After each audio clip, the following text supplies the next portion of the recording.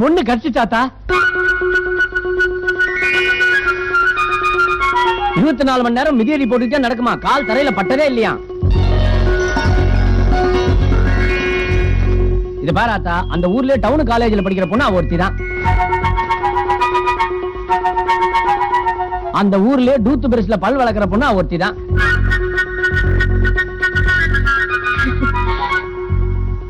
எல்லாம் சரிதான் தருகிறேன். பொண்ணை பத்தி சொல்லும் போது சந்தோஷமா தான் இருக்கு. ஆனா வரவங்க எல்லாம் மூத்தவன் வேணா இளையவனுக்கு தான் கொடுப்போம்னு மடி மேல இடிய போட்டுறாங்களே. நாளைக்கு இவங்களும் இந்த பாராத்தா, நான் எல்லா விஷயத்தையும் புட்டு புட்டு வச்சுட்டேன். நம்ம மாதிரி சம்சாரிக்கு தான் அவங்க பொண்ணு கொடுக்கணும்னு முடிவா இருக்காங்க. அவங்க மாப்பிள்ளைய பார்க்க வரப்போறது இல்லையா, அதனால நாம தான் போய் பொண்ணை பார்த்து பிடிச்சிருந்தா நிச்சயத்தை பண்ணிடலாம். மாப்பிள்ளைய பத்தி எல்லா விஷயத்தையும் தரகர் சொல்லிட்டாரு.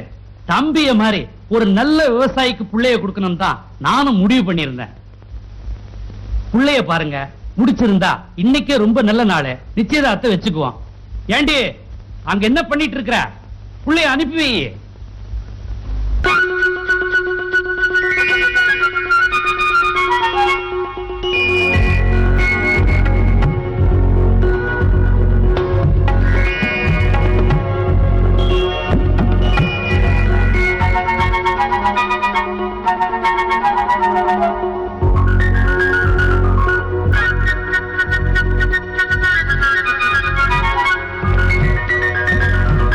காப்பி உங்களுக்கு தான், எடுத்துங்க தம்பி.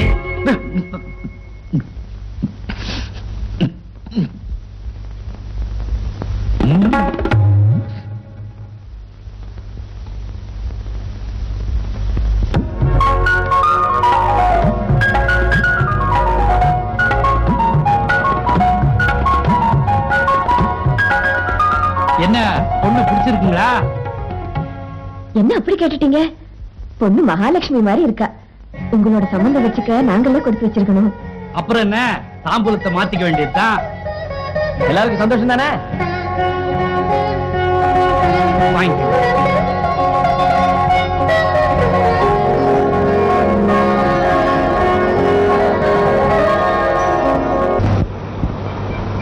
இது வரைக்கும் எத்தனை கல்யாணத்துக்கு சேலை கொடுத்திருப்பேன். பொண்ணு என்ன கலர்னு சொல்லு தம்பி, நான் எடுத்து போடுறேன். அருமையான சேலையா? பொண்ணோட நேரம் பொண்ணு டீச்சர் கொஞ்சம் முன்னாடி வாங்க. பொண்ணோட நேரம் டீச்சர் நேரத்துக்கு அசல். இந்த பாருங்க, இவங்க நேரத்துக்கு ஒரு புடவை எடுத்து கொடுங்க.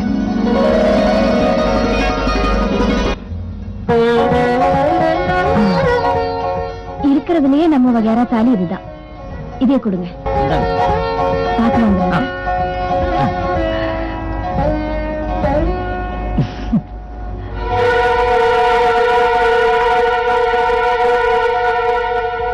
என்னையும் யாராலையும் பிரிக்க முடியாது.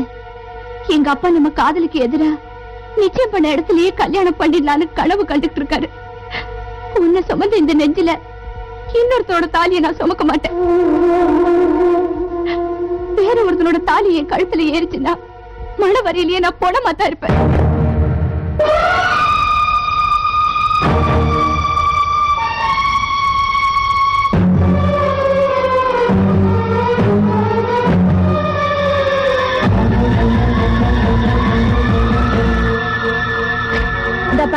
மணவர ஜோடிக்கு ஜோரா இருக்கும். ஆனா எவ்வளவு செலவானாலும் பரவாயில்ல. என்ன அவங்கள வரலையா? இருக்கா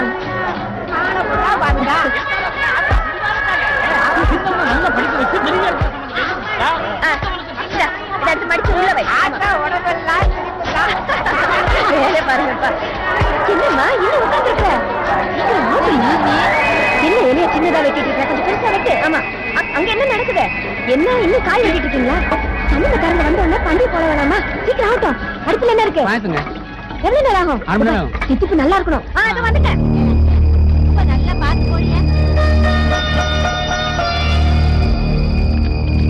அத பொண்ணு வந்து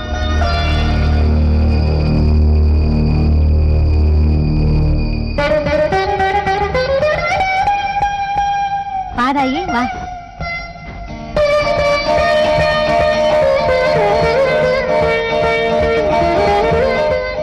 வேற ஒருத்தனோட தாலியை கழுத்துல ஏறிச்சுதான் மணவரையிலேயே கொடமாட்டா.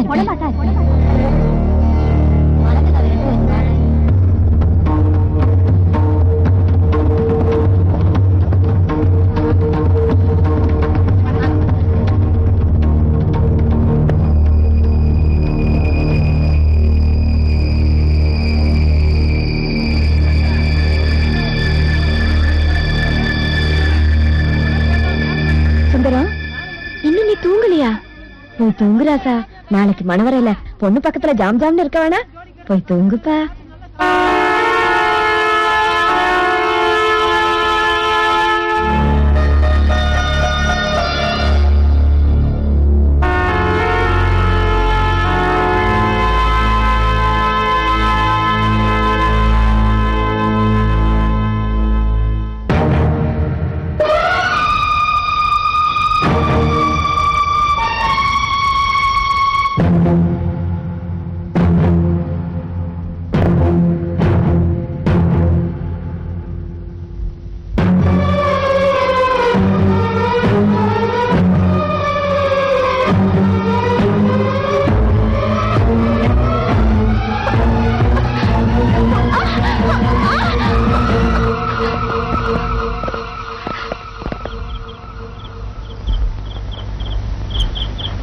ஐயா, பொழுது விடிய போது இன்னும் தூங்கிட்டு இருக்கீங்களா? வாத்தி எடுத்து வாசிங்க, அப்பதான் கல்யாணம் விடுன்னு தெரியும்.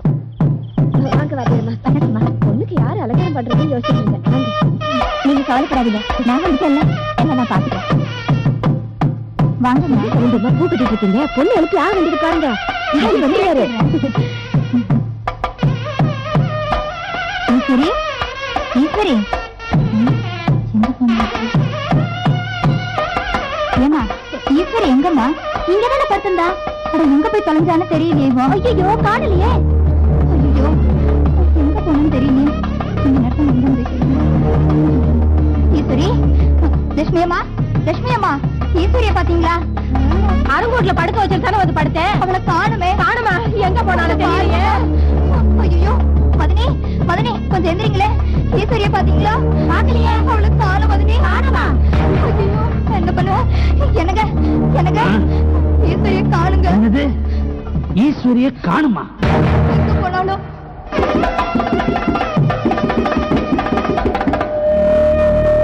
தெரிஞ்சா உங்களுக்கு என்ன ஆகணும்னு நினைச்சாதான் பயமா இருக்கு. என்னை பத்தி கவலைப்படாதீங்க, அது இந்த பூமி மாதிரி உரமானது. சூரியன் உதிக்கிறதுக்கு முன்னாடி இந்த ஊர் விட்டே போயிடுங்க. நீங்க எங்க இருந்தாலும் சந்தோஷமா வாழ்வீங்கிற நம்பிக்கையோட தான் அனுப்பி வைக்கிறேன். போங்க.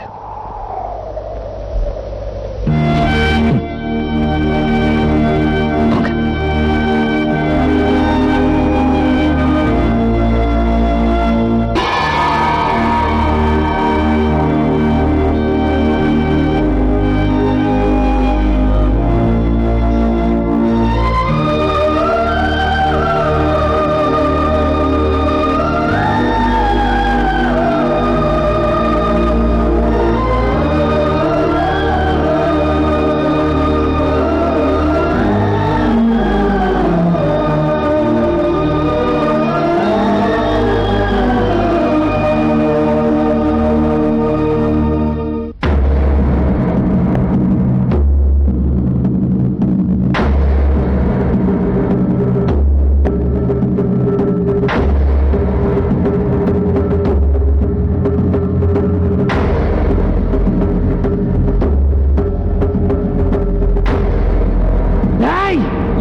தைரியம் இருக்கும். எங்கடா அந்த சுந்தரம்? வெட்டி போட்டு வெட்டி. என் பரம்பரையை பத்தி தெரியாது அவனுக்கு. அண்ணே, ஊர் விட்டு ஊர் வந்திருக்கோம். அவசரப்பட்டு நீங்க ஏதாவது பண்ணிடாதீங்க. அவர் கண்ணால பார்த்தேன்னு சொல்றாரு. அந்த சுந்தரனுக்கு வரட்டும், வச்சு விசாரிச்சு ஒரு முடிவு பண்ணுவோம். பிரசிடென்ட் ஐயாவையும் வர சொல்லிடுவோம்.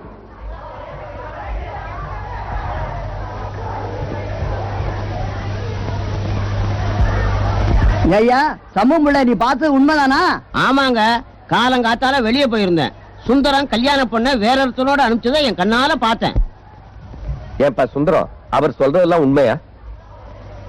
ஆமாங்க. பொண்ணு அழைச்சிட்டு வந்து உன் வீட்டுல விட்ட பிறகு நீ எப்படா என் பொண்ணை கூட்டிட்டு போய்? என் தாலி மட்டும் உங்க பொண்ணோட கழுத்துல ஏறி இருந்தா உங்க பொண்ணை நீங்க உயிரோட பாத்துருக்க முடியாது. உங்க பொண்ணு மனசார ஒருத்தனை விரும்புறான். வாழ்ந்தா அவனோட தான் வாழ்வேன்னு முடிவு பண்ணிட்டான். நான் எப்படி அவளை கல்யாணம் பண்ணிட்டு நிம்மதியா இருக்க முடியும்? அவளாவது சந்தோஷமா இருக்கட்டும்ங்கிறதுக்காக தான் நான் இந்த முடிவு எடுத்தேன்.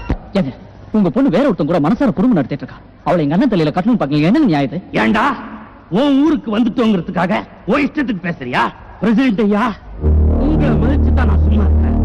என் பொண்ணு ஒருத்தனை விரும்புறான்னு தெரிஞ்சிருந்தா அவளை நேரா என்கிட்ட கூட்டிட்டு வந்து உன் பொண்ணு ஏற்கனவே ஒருத்தனை விரும்பி இருக்கிறா, அவளை வச்சு குடும்பம் நடத்த முடியாதுன்னு சொல்லி என் பொண்ணு என்கிட்ட ஒப்படைச்சிருந்தா அவன் ஆம்பளை. அதை விட்டுட்டு ஊரை கூட்டி பொண்ணு கழுத்துல தாலி ஏறும்போது அதை பார்த்து ரசிக்கணும்னு அப்பன் ஆத்தாலும் உயிரோட இருக்கிறப்ப நீ எப்படி அவங்களை ஒண்ணு சேர்த்துக்கலாம்?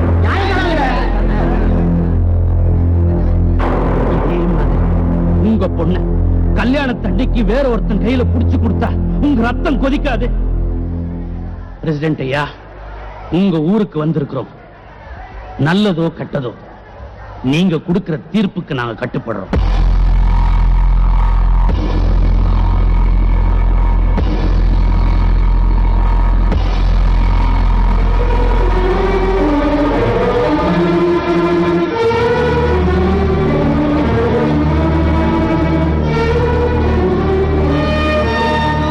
நீங்க எடுத்த முடிவு சரிதானுங்க. நாம இந்த நிலைமையில இருந்தா என்ன செய்வோமோ அதையும் செஞ்சிருக்கீங்க. இந்த முடிவை எல்லாரும் முன்னாடியும் தெளிவா சொல்லி விடுங்க. ஐயா சொல்ற தீர்ப்புக்கு எல்லாரும் கட்டுப்படுறீங்களா? சுந்தரத்துக்கு யார் பொண்ணு கொடுத்தாலும் ராமசுப்பைய கோனாருக்கு ஏற்பட்ட நிலைமைதான் மத்தவங்களுக்கும். அதனால சுத்தி இருக்கிற 8 கிராமத்திலையும் சுந்தரத்துக்கு யாரும் பொண்ணு கொடுக்க கூடாதுங்கிறது தான் இந்த பஞ்சாயத்தோட தீர்ப்பு.